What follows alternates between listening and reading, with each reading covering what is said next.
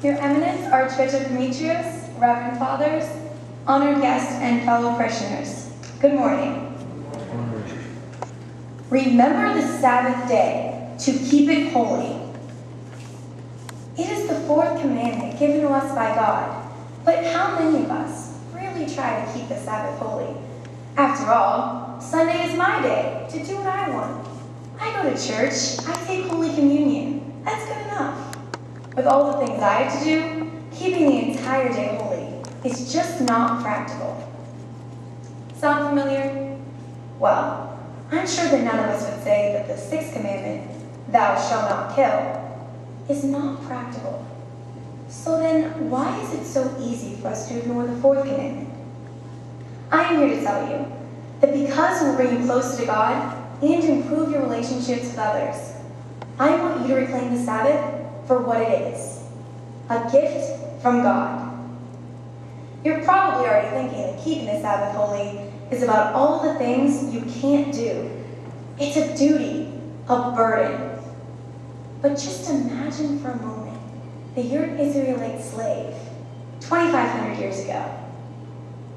You make bricks all day, every day. No days off, no rest. Then God gives you one day of rest every week.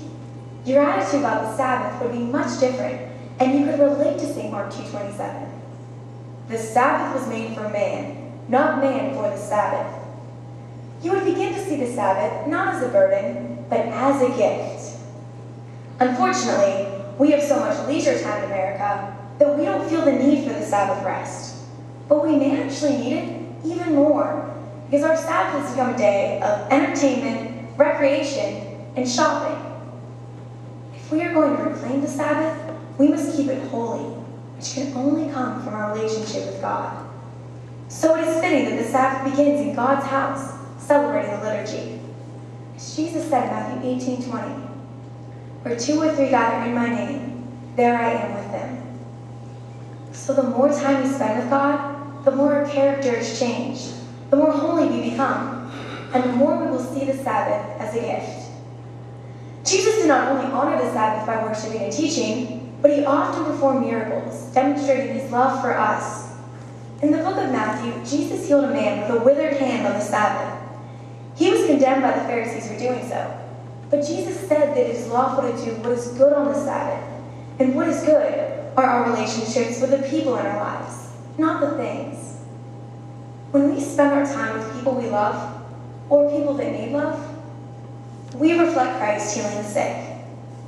I remember one Sunday, I was in a hurry to get home to see my friends, but my father made me stay with my yaya. It was that Sunday that she taught me how to make the avellano soup her special way, with an extra egg to make the broth a little creamier. That day brought me closer to my yaya and gave me a piece of her. It was the same piece that was given her by her yaya, and I hope to pass it on to my grandchildren someday. This is the gift of the Sabbath. When we free ourselves from our scheduled lives, we reclaim the Sabbath. When we worship and partake in the holy mysteries, we reclaim the Sabbath. And when we share God's love with others, we reclaim the Sabbath. The fourth commandment is really our weekly chance to repent and to do God's will. I ask all of you to honor this commandment and accept God's gift to you. Thank you.